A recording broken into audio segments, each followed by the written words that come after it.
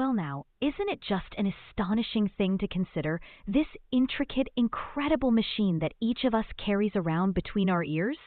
I'm talking about the human brain. Trillions of connections, lightning fast calculations, the seat of our thoughts, our dreams, our emotions, our ability to learn and to grow. It is without a doubt the most complex and marvelous apparatus in the known universe.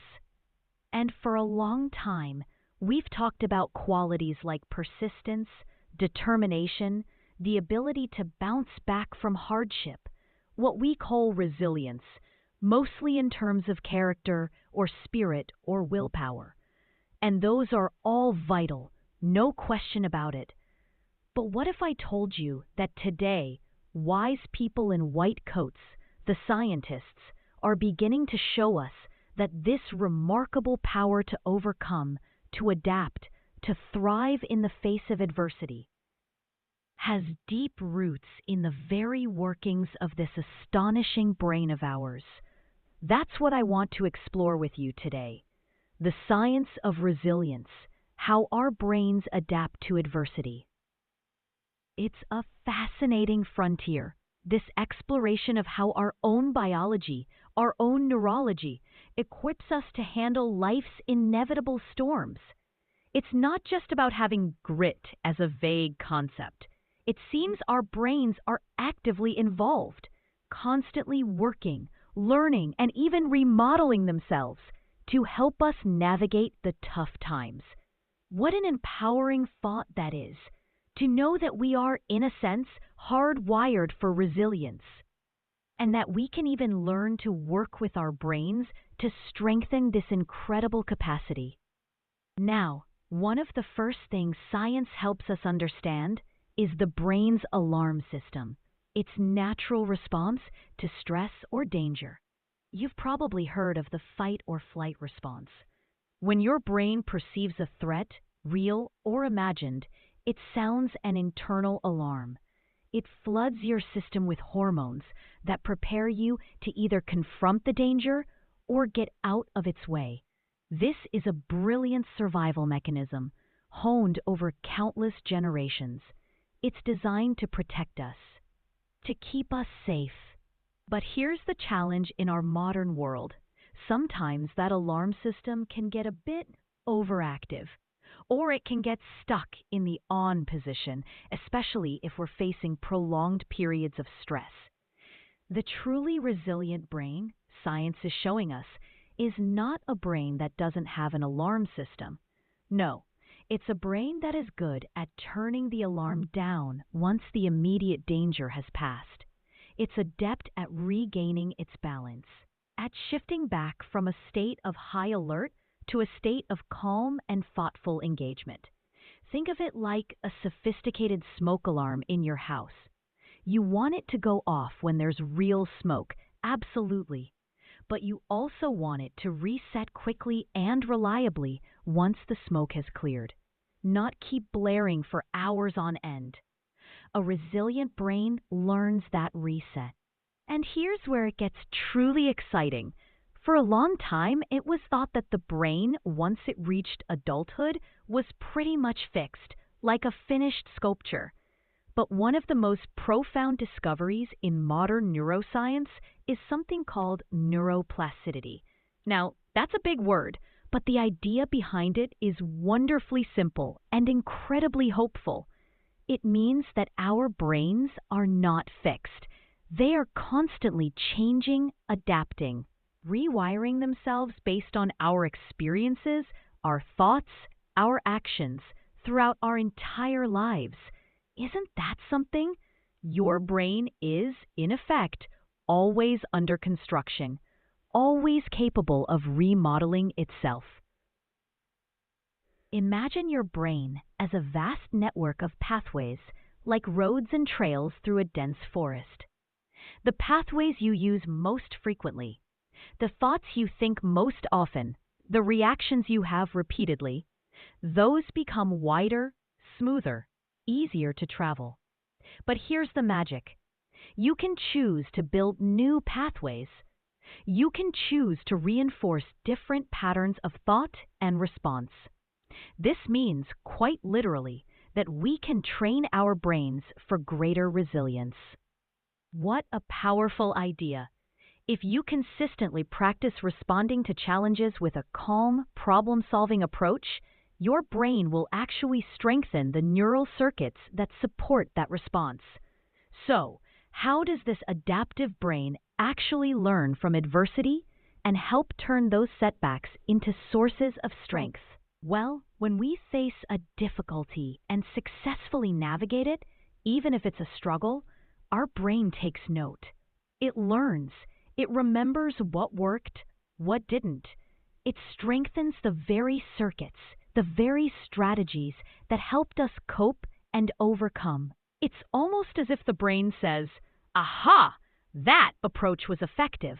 Let's make that pathway a little stronger for next time." It doesn't just want to help us survive a single storm. It wants to learn how to build a better, stronger ship for all future voyages. Each overcome adversity isn't just a victory in the moment. It's a training session for your brain. Making it smarter, this brings us to the incredible power of our focus and our thoughts in directing this brain adaptation. Science is now confirming what wise philosophers and teachers have said for centuries.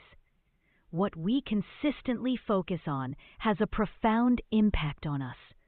If we allow our minds to dwell constantly on fear, on negativity, on all the things that could go wrong, we are, in effect, strengthening those very neural pathways in our brain. But if we consciously choose to focus on solutions, on learning from the experience, on finding the opportunity within the difficulty, on hope, well then, we are actively strengthening the pathways for resilience, for optimism, for effective problem solving. This isn't just some Pollyanna wishful thinking. The thoughts we cultivate can actually influence our brain chemistry, the activity in different brain regions, and the connections between our neurons. You truly are, in a very real sense, the gardener of your own mind. You have the choice, every day, as to which seeds of thought you will plant and diligently nurture. Choose wisely, for your brain is always listening, always adapting. Now, if we want to support this amazing brain of ours in its quest for resilience, if we want to provide the best possible conditions for it to adapt and thrive, there are some very practical things we can do. The science is quite clear on this. First, a healthy body truly does support a healthy brain. Getting adequate sleep is crucial. Why?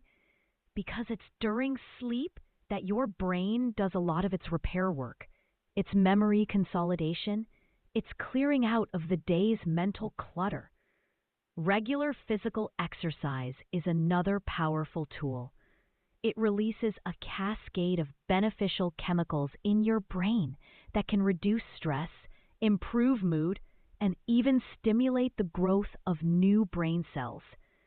And of course, good nutrition, providing your brain with the high-quality fuel it needs to perform at its best.